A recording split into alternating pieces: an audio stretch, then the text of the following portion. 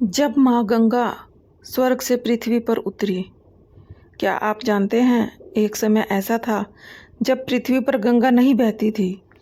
धरती सूखी थी, पाप बढ़ रहे थे और हजारों आत्माएं मुक्ति के लिए भटक रही थी। फिर एक राजा ने ऐसा तप किया कि स्वर्ग कांप उठा, देवता चिंतित हो गए और स्वयं भगवान शिव को अपनी जटाएं खोलनी पड़ी। लेकिन आखिर क्यों माँ गंगा पृथ्वी पर कैसे आई, और क्यों कहा जाता है कि गंगा दशहरा के दिन स्नान करने से 10 जन्मों के पाप मिट जाते हैं। आज की यह कथा आपके मन को भक्ति से भर देगी, इसलिए कथा को अंत तक जरूर सुनिएगा। राधे राधे भक्तों, आप सभी का स्वागत है हमारी इस पावन कथा में। आज हम सुनेंगे गंगा दशहरा की अद्भुत कथा, जब माँ गंगा स्वर्ग से पृथ्वी पर अवतरित हुई और समस्त संसार का उद्धार किया। कहते हैं, जहाँ गंगा बहती है वहाँ स्वयं देवताओं का वास होता है, और जिस व्यक्ति पर माँ गंगा की कृपा हो जाए उसका जीवन धन्य हो जाता है। तो आइए श्रद्धा और भक्ति के साथ कथा प्रारंभ करते हैं। बहुत समय पहले सूर्यवंश में एक महान प्रतापी राजा हुए, महाराज सागर। उनकी कीर्ति चारों दिशाओं में फैली हुई थी। प्रजा सुखी थी, राज्य समृद्ध था और धर्म का पालन होता था। राजा सागर की 2 रानियां थी, केशिनी और सुमिति। केशिनी से एक पुत्र उत्पन्न हुआ और सुमति से 60,000 पुत्र। समय बीतता गया। राजा सागर ने सोचा, मैं ऐसा यज्ञ करूँगा जिससे समस्त पृथ्वी पर धर्म की स्थापना हो। उन्होंने अश्वमेध यज्ञ करने का निर्णय लिया। भव्य यज्ञ आरंभ हुआ। ऋषि मुनि आए, देवताओं का आवाहन हुआ, चारों ओर वैदिक मंत्र गूंजने लगे। यज्ञ का घोड़ा छोड़ दिया गया। नियम यह था कि जहाँ जहाँ घोड़ा जाएगा वहाँ के राजा या तो समर्पण करेंगे या युद्ध। लेकिन देवराज इंद्र को चिंता होने लगी। उन्होंने सोचा, यदि राजा सागर का यज्ञ सफल हो गया तो उनका तेज स्वर्ग तक पहुंच जाएगा। ईर्ष्या में आकर इंद्र ने छल किया। उन्होंने यज्ञ का घोड़ा चुराकर महर्षि कपिल के आश्रम के पास बांध दिया। जब घोड़ा गायब हुआ तो राजा सागर क्रोधित हो उठे। उन्होंने अपने 60,000 पुत्रों को आदेश दिया, जाओ घोड़े को खोल कर लाओ। सागर पुत्र धरती के कोने कोने में घोड़ा खोजने लगे। घने जंगल, पर्वत, नदियाँ सब जगह खोजते हुए वे महर्षि कपिल के आश्रम में पहुँचे। वहाँ उन्होंने देखा, यज्ञ का घोड़ा आश्रम के पास बंधा है। बस फिर क्या था, अहंकार में अंधे सागर पुत्र चिल्लाने लगे, यह ऋषि चोर है, इन्होंने हमारे पिता का घोड़ा चुराया है।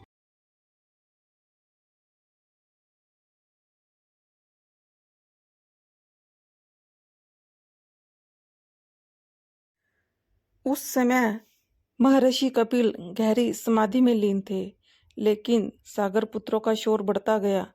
अचानक महर्षि कपिल ने धीरे धीरे अपनी आंखें खोली। उनकी आंखों से ऐसा तेज निकला कि पूरा वातावरण कांप उठा, और अगले ही क्षण सागर के 60,000 पुत्र वहीं भस्म हो गए। चारों ओर सन्नाटा छा गया। जब यह समाचार राजा सागर तक पहुंचा तो उनका हृदय टूट गया। उन्होंने अपने पुत्र अंशुमन को वहां भेजा। अंशुमन विनम्रता से महर्षि कपिल के चरणों में झुक गए।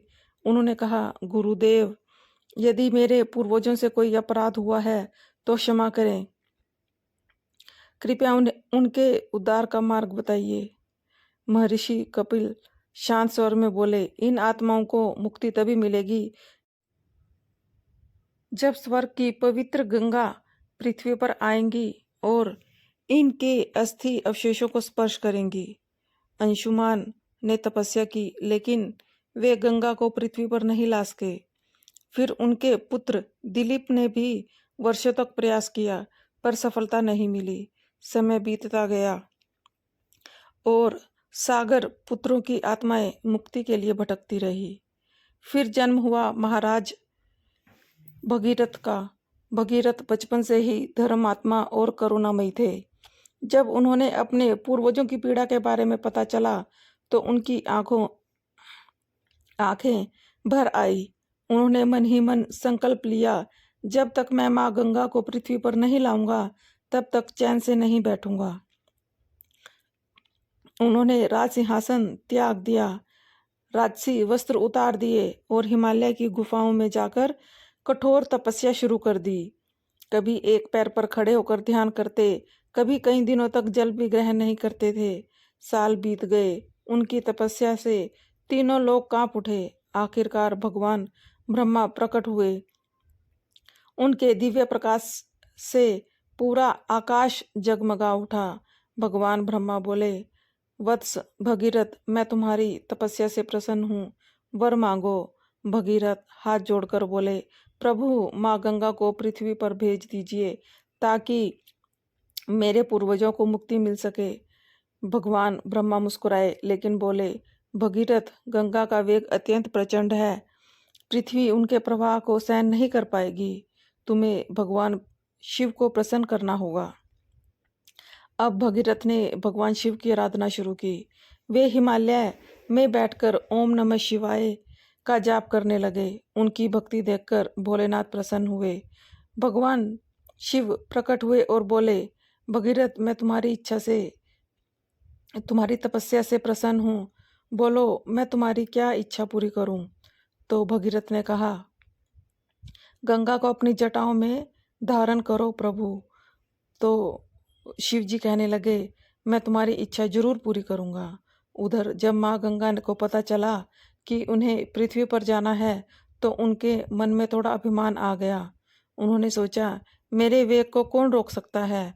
मैं तो स्वर्ग की सबसे पवित्र और शक्तिशाली धारा हूँ। और फिर गंगा प्रचंड वेग से स्वर्ग से नीचे उतरी। ऐसा लगा मानो आकाश टूटकर पृथ्वी पर गिर रहा हो। देवता घबरा गए, लेकिन तभी भगवान शिव मुस्कुराए और उन्होंने गंगा को अपनी विशाल जटाओं में कैद कर लिया। गंगा बहती रही, लेकिन बाहर निकलने का मार्ग नहीं मिला। उसका अभिमान टूट चुका था। तब भगीरथ ने शिव जी से प्रार्थना की कि प्रभु, कृपा करके गंगा माँ को पृथ्वी पर आने दीजिए। भगवान शिव ने प्रसन्न होकर अपनी जटाओं से गंगा की एक धारा पृथ्वी पर छोड़ दी। जैसे ही माँ गंगा पृथ्वी पर उतरी, धरती धन्य हो गई। चारों ओर हरियाली छा गई। देवताओं ने पुष्प वर्षा की। ऋषि मुनि हर हर गंगे का जय घोष करने लगे। भगीरथ आगे आगे चल रहे थे और माँ गंगा उनके पीछे पीछे बह रही थी। इसी कारण गंगा को भगीरथी भी कहा जाता है। आखिरकार गंगा उस स्थान पर पहुंची जहां सागर पुत्रों की राख पड़ी हुई थी। जैसे ही गंगा माँ ने उन्हें स्पर्श किया, उनकी आत्माओं की मुक्ति हो गई। स्वर्ग से दिव्य आवाज आई, भगीरथ, तुम्हारी तपस्या सफल हुई। आज से गंगा तीनों लोकों का उद्धार करेगी। कहते हैं, ज्येष्ठ शुक्ल दशमी के दिन माँ गंगा पृथ्वी पर अवतरित हुई थी। इसीलिए यह पर्व गंगा दशहरा कहलाता है। मान्यता है कि इस दिन गंगा स्नान, दान, जप और पूजा करने से 10 प्रकार के पाप नष्ट हो जाते हैं। भक्तों, माँ गंगा केवल एक नदी नहीं है, वह मोक्ष देने वाली दिव्य शक्ति है। अगर आपको यह कथा अच्छी लगी हो तो वीडियो को लाइक करें, चैनल को सब्सक्राइब करें और कमेंट में जरूर लिखें, हर हर गंगे। मिलते हैं अगली दिव्य कथा में। राधे राधे दोस्तों।